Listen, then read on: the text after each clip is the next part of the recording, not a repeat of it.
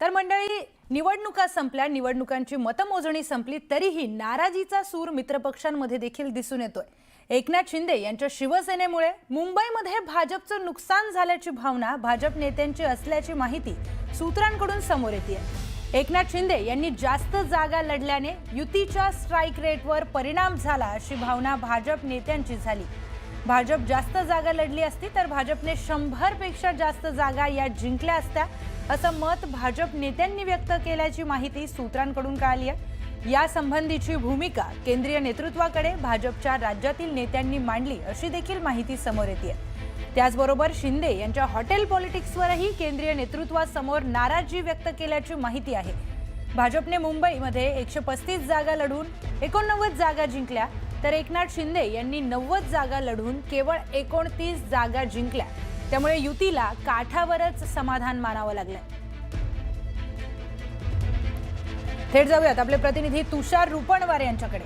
तुषार, मित्रपक्षामध्ये मैत्रीपूर्ण लढत होईल असं बऱ्याच ठिकाणी झालं, मुंबईमध्ये तर एकत्रितपणेच लढण्यात आलंय, पण अजूनही भाजप नेत्यांमध्ये नाराजीचा सूर या एकत्रित लढण्यामुळे दिसून येतोय।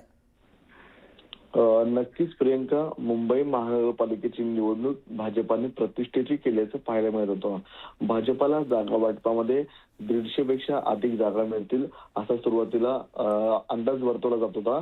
मात्र शेवटच्या क्षणी आपल्याला एकनाथ शिंदेच्या शिवसेनेने बार्गेनिंग पॉवर वाढवली आणि जवळपास 90 जागा पदरामध्ये पाडून घेतल्या।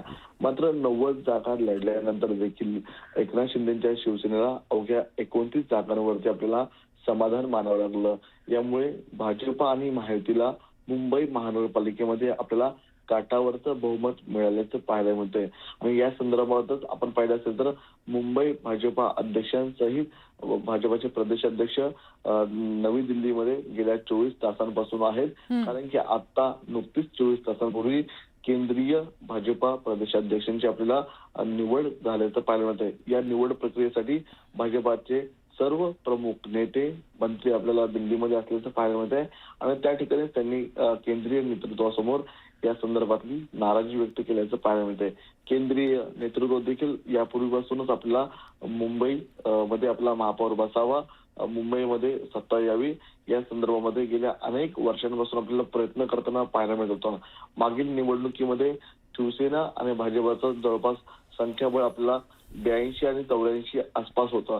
मात्र यंदाच्या निवडणुकीमध्ये 150 पेक्षा जास्त जागा लढवेल असा अंदाज वर्तवला जात असताना एकनाथ शिंदेंनी शेवटच्या क्षणी जी बार्गेनिंग पॉवर वाढवली, त्यामुळे जवळपास त्यांना 90 जागा लढवाव्या लागल्या आणि 90 जागा लढवल्या तरी त्यांना अवघ्या 29 जागांवरती आपल्याला निश्चित। आणि या सगळ्यांमुळेच तुषार की आता भाजपच्या नेत्यांमध्ये नाराजीचा सूर दिसून येतोय। धन्यवाद आपण दिलेल्या माहितीसाठी।